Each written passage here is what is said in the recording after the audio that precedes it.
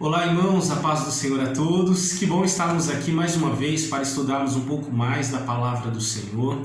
E eu quero convidar você para darmos mais um passo nesse estudo expositivo que temos feito no Evangelho de Lucas. Nós chegamos no capítulo 19 e hoje nós temos uma palavra muito especial que está embasada sobre a parábola dos 10 servos e das 10 minas. Esse texto vem após ao texto que nós vimos no domingo sobre Zaqueu, um cobrador de impostos que se converteu ao Senhor. E agora nós chegamos aqui no capítulo número 19, versículo número 11. E para entendermos o contexto, Jesus ele está saindo de Jericó e ele então está arrumando em direção a Jerusalém, aonde ele está próximo a Páscoa, onde sabemos que será a sua crucificação, aonde ele dará a sua vida para a salvação de todas as pessoas. Então, nessa saída, nessa peregrinação que ele está fazendo rumo à morte, entregando a sua vida para todos nós, é que esse texto está inserido. Ele saindo de Jericó e indo para Jerusalém. E esse texto diz assim, Lucas capítulo 19, versículo 11. Quando eles ouviram isto, Jesus contou uma parábola, porque estava perto de Jerusalém, e eles pensavam que o reino de Deus logo se manifestaria. Então disse: um homem nobre partiu de uma terra distante, com o fim de ser coroado como rei e voltar. Ele chamou 10 dos seus servos e lhe deu 10 minas, e lhes disse: negociai até que eu volte. Mas os seus súditos o odiavam e enviaram uma delegação adiante dele, dizendo: não queremos que este reine sobre nós. Quando ele voltou, depois de ter sido coroado, mandou chamar os seus servos, a quem deram o dinheiro, para saber que negócio cada um deles tinha conseguido. O primeiro compareceu e disse: Senhor, tua mina rendeu outras 10. O Senhor lhe respondeu: muito bem, bom servo, por ter sido fiel no pouco, você governará sobre 10 cidades. O segundo veio e disse: Senhor, a tua mina rendeu outras 5. E este disse: governarás sobre 5 cidades. Então veio o outro e disse: eis aqui, Senhor, a tua mina, eu guardei embrulhada num lenço, porque eu tive medo de ti, porque és homem rigoroso, tiras o que não pusestes e colhe o que não semeaste. Ele lhe respondeu: por tua própria boca te condenarei, mau servo. Sabias que eu sou homem rigoroso, que tiro o que não pus e colho o que não semeei, porque não puseste o meu dinheiro no banco?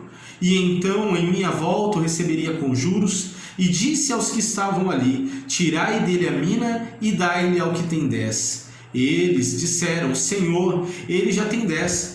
Pois eu vos digo que todo o que tem lhe será dado, mas o que não tem, até o que tem lhe será tirado.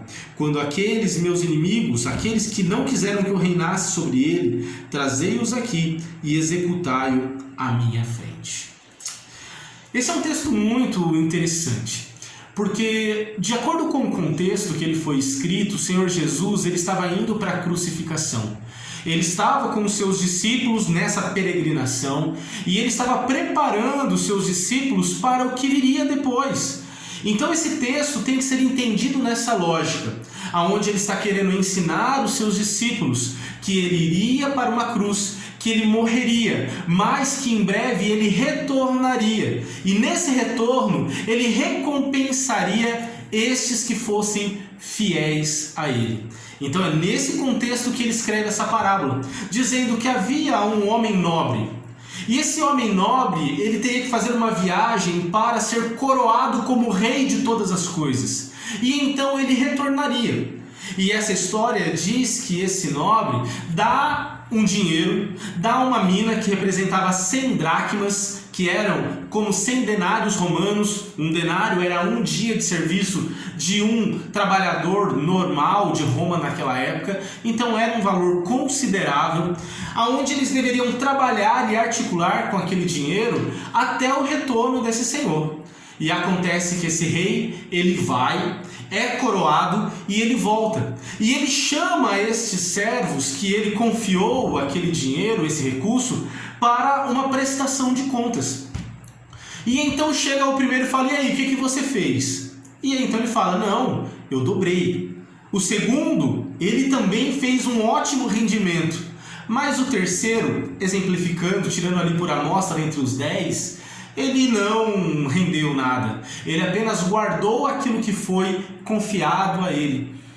E então o Senhor Jesus dá uma preciosa lição, usando uma figura de uma história que aconteceu naquela época, que estava muito claro na mente deles, como habitantes da Judéia, do que aconteceu naquela época. Por quê? Porque há um tempo atrás, na verdade no ano 4 a.C., com a morte do rei Herodes o Grande, o seu filho Arquelau, ele foi até Roma para se tornar o rei da Judéia e ser coroado rei da Judéia pelo imperador César Augusto. Olha só que interessante, como Jesus usa do contexto cultural daquela época para trazer uma aplicação. Só que o que aconteceu? Os judeus que moravam na Judéia foram até Roma em uma delegação para dizer a César Augusto que eles não queriam com que Arquelau reinasse sobre eles. E então César Augusto, ouvindo essa embaixada de judeus, resolve então não colocar Arquelau como rei da Judéia. Apenas deu um cargo importante para ele, mas não reinou sobre os judeus daquela época. Tanto é que a pressão dos judeus dessa embaixada foi tão grande que no ano 6 depois de Cristo, nós vemos que Arquelau foi totalmente destituído de qualquer título importante que havia sobre ele. E o Senhor Jesus usa esse contexto se referindo agora a ele, como esse nobre narrado no texto, que ele estava indo para ser coroado por um rei. Não César Augusto, mas pelo Rei dos Reis, o Senhor dos Senhores, aonde através da cruz do Calvário e da morte e ressurreição dele, ele tomaria de direito e de fato todo o domínio sobre toda a terra e sobre todos os céus. E ele não teria nada que o impediria de tomar posse desse título.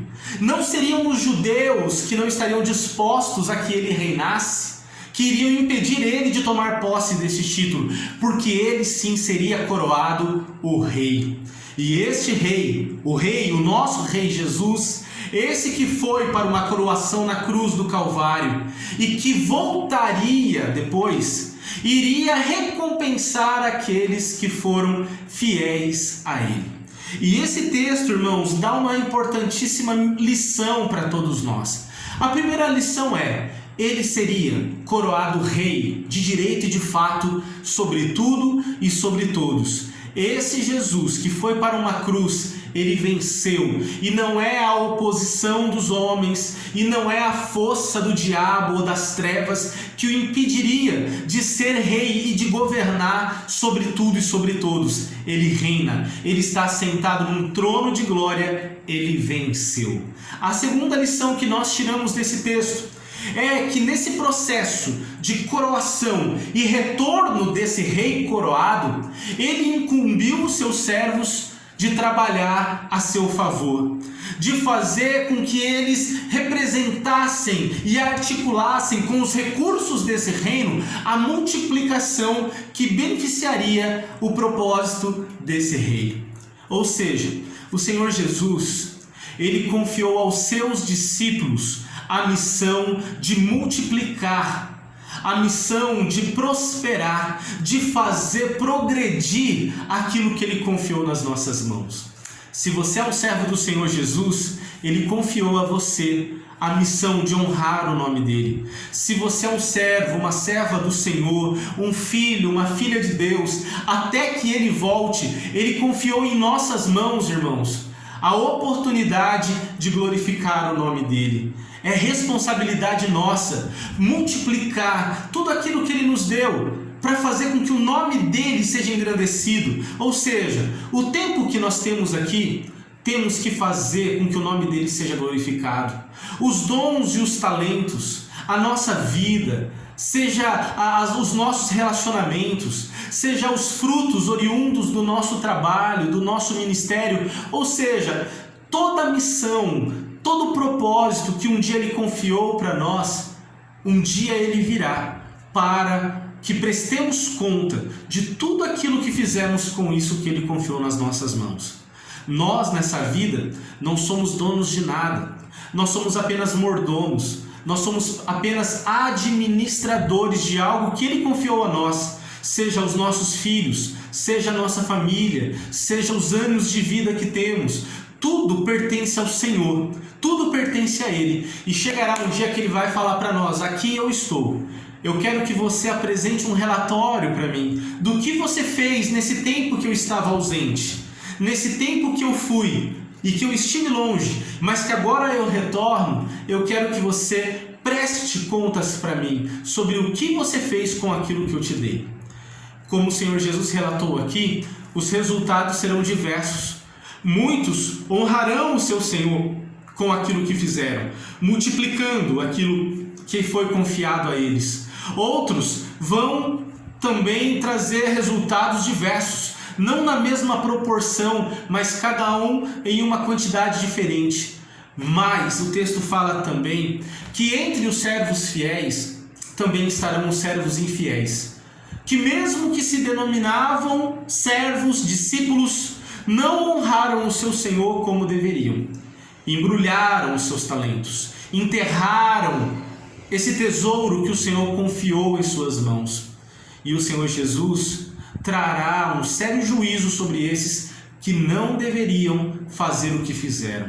Que Deus nos ajude para sermos encontrados pelo Senhor no seu retorno como servos fiéis, que multiplicaram, e não como o servo infiel dessa parábola, que não fez valer a pena a confiança que o Senhor depositou em nossas mãos. Para aqueles que foram fiéis, o Senhor irá colocar a nossa vida, todos nós temos sido fiéis, em uma posição de honra. Mas para aqueles que foram infiéis, um duro juízo e uma palavra pesada de juízo sobre eles. Mas o texto fala para nós que, como aquela embaixada de judeus que impediram Arquelau de serem coroados rei sobre eles, assim também há um povo que luta e milita contra o reinado de Jesus, contra a soberania do Senhor. É certo que eles não vão conseguir fazer nada, porque o nosso Senhor Jesus, Ele morreu e ressuscitou. Ele foi coroado em dores, mas também coroado em glória. E nada o impediu de executar e cumprir os seus propósitos. Esses que se levantaram contra o reinado do Senhor Jesus, terá realmente uma condenação. O texto é muito forte, mas também muito explícito, ao dizer que esses que rejeitaram o seu governo serão aniquilados, serão exterminados, serão subitamente destruídos. A condenação virá sobre aqueles que não se sujeitaram ao Senhor Jesus. Que Deus nos livre, e que Deus livre estes da condenação e da morte eterna. Pois o Senhor Jesus, irmãos, um dia Ele esteve entre nós, Ele viveu, e Ele morreu, e Ele foi para uma coroação de direito e de fato, de um trono que lhe pertence. Mas um dia Ele voltará. Não sabemos quando Ele virá, em plena glória. Mas certamente, nesse dia, irmãos, todo o joelho se dobrará diante dele. Tanto aqueles que se sujeitaram, quanto aqueles que o rejeitaram. Uns serão recompensados e outros serão destruídos.